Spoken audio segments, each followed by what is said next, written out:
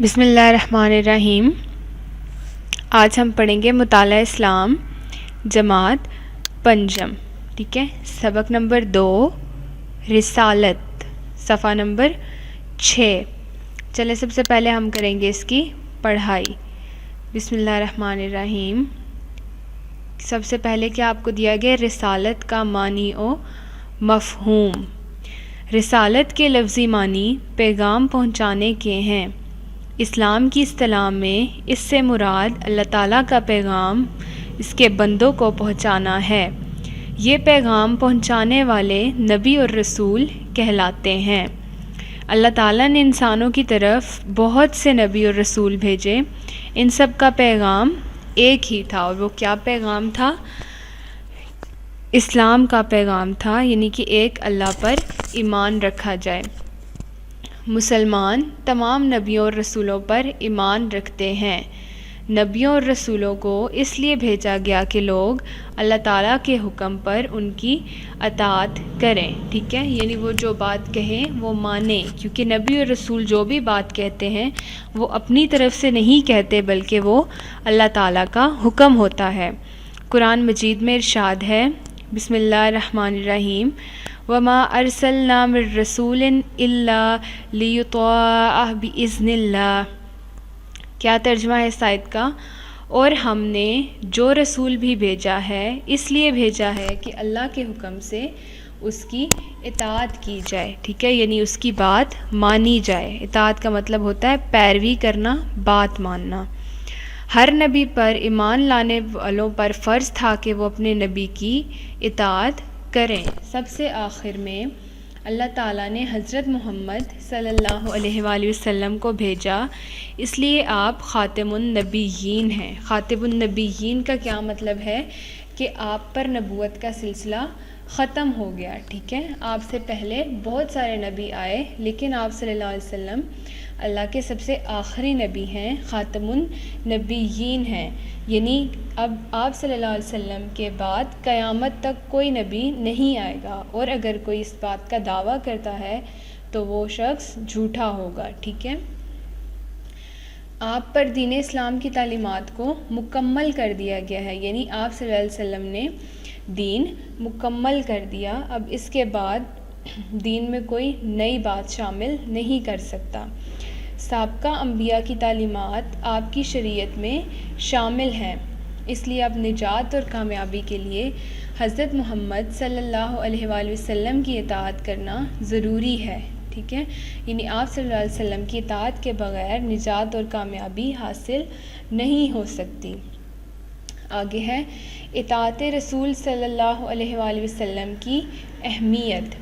اطاعت کے معنی حکم ماننے کے ہیں، اور اطاعت رسول سے مراد حضرت محمد صلی اللہ علیہ وآلہ وسلم کے احکام اور اسوہ حسنہ کی پیروی ہے، ٹھیک ہے، یعنی آپ صلی اللہ علیہ وسلم نے جو حکم دیے ان پر عمل کرنا ہی آپ صلی اللہ علیہ وسلم کی اطاعت ہے، ٹھیک ہے۔ اب صفحہ نمبر 7 کی ریڈنگ کرتے ہیں۔ ایک مسلمان کے لیے اللہ تعالیٰ اور اس کے رسول صلی اللہ علیہ وآلہ وسلم کے احکام کی پیروی اور اطاعت یکساں طور پر ضروری ہے، ٹھیک ہے، یعنی ایک مسلمان کے لیے جس طرح اللہ تعالیٰ کی اطاعت ضروری ہے، اسی طرح آپ صلی اللہ علیہ وسلم کی اطاعت بھی اس پر فرض ہے، اس کے بغیر اس کا ایمان مکمل نہیں ہو سکتا، ٹھیک ہے۔ قرآن مجید میں رسول کی اطاعت کو اللہ تعالیٰ کی اطاعت قرار دیا گیا ہے، یعنی آپ صلی اللہ علیہ وسلم کی اطاعت کریں گے تو آپ اللہ کی ہی اطاعت کر رہے ہیں، ٹھیک ہے۔ ارشاد ہے، بسم اللہ الرحمن الرحیم، من یطع الرسول فقد اطاع اللہ۔ ترجمہ، جس نے رسول صلی اللہ علیہ وآلہ وسلم کی اطاعت کی اس نے اللہ کی اطاعت کی۔ دوسری جگہ پر اللہ تعالیٰ اور رسول صلی اللہ علیہ وسلم کی اطاعت کا ایک ساتھ حکم دیا گیا ہے۔ ارشاد ہے، بسم اللہ الرحمن الرحیم، قل اطیعوا اللہ والرسول۔ ترجمہ، کہہ دیجئے اطاعت کرو اللہ کی اور رسول صلی اللہ علیہ وآلہ وسلم کی، ٹھیک ہے۔ قرآن مجید کی ان آیات سے واضح ہوتا ہے کہ رسول اکرم صلی اللہ علیہ وآلہ وسلم کی اطاعت و فرما برداری کے بغیر اللہ تعالیٰ کی اطاعت و فرما برداری ممکن نہیں ہے، ٹھیک ہے۔ اس لیے جو شخص اللہ کی خوشنودی چاہتا ہو اس کے لیے ضروری ہے کہ وہ محمد صلی اللہ علیہ وسلم کی اطاعت کرے۔ اللہ کی خوشنودی سے مراد ہے یعنی وہ چاہتا ہو کہ اللہ تعالیٰ اس سے خوش ہو، راضی ہو، تو اس کے لیے سب سے ضروری کیا ہے کہ وہ آپ صلی اللہ علیہ وسلم کی اطاعت کرے۔ قرآن مجید میں نبی اکرم صلی اللہ علیہ وآلہ وسلم کی اطاعت و اتباع کو اللہ تعالیٰ کی محبت کے حصول کے لیے شرط قرار دیا گیا ہے، یعنی آپ صلی اللہ علیہ وسلم کی اطاعت کے بغیر اللہ تعالیٰ کی محبت حاصل نہیں ہو سکتی۔ رسول اکرم صلی اللہ علیہ وآلہ وسلم کی اطاعت کے بغیر مسلمان ہونے کا تصور بھی نہیں کیا جا سکتا، ٹھیک ہے۔ اس کا کیا مطلب ہے کہ اگر کوئی شخص اللہ کو تو مانتا ہے لیکن وہ آپ صلی اللہ علیہ وسلم کو رسول نہیں مانتا اور آپ صلی اللہ علیہ وسلم کی اطاعت نہیں کرتا تو وہ مسلمان نہیں ہو سکتا، ٹھیک ہے۔ جو شخص آپ پر ایمان لانے کا دعویٰ کرتا ہو لیکن آپ کی اطاعت کا منکر ہو، اس کے جھوٹا ہونے میں کوئی شک نہیں، کیونکہ ایمان کی گواہی عمل سے ملتی ہے۔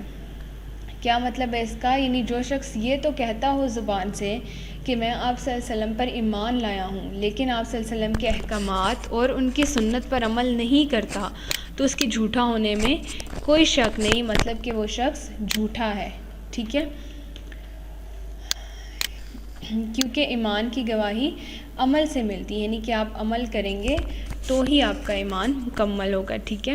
صرف دعویٰ کرنے سے ایمان مکمل نہیں ہوتا۔ اللہ تعالیٰ کا ارشاد ہے، بسم اللہ الرحمن الرحیم، قُلْ إِن كُنتُمْ تُحِبُّونَ اللَّهَ فَاتَّبِعُونِي يُحْبِبْكُمُ اللَّهُ۔ ترجمہ، کہہ دیجئے کہ اگر تم اللہ سے محبت کرتے ہو تو میری پیروی کرو، اللہ تم سے محبت کرے گا، ٹھیک ہے۔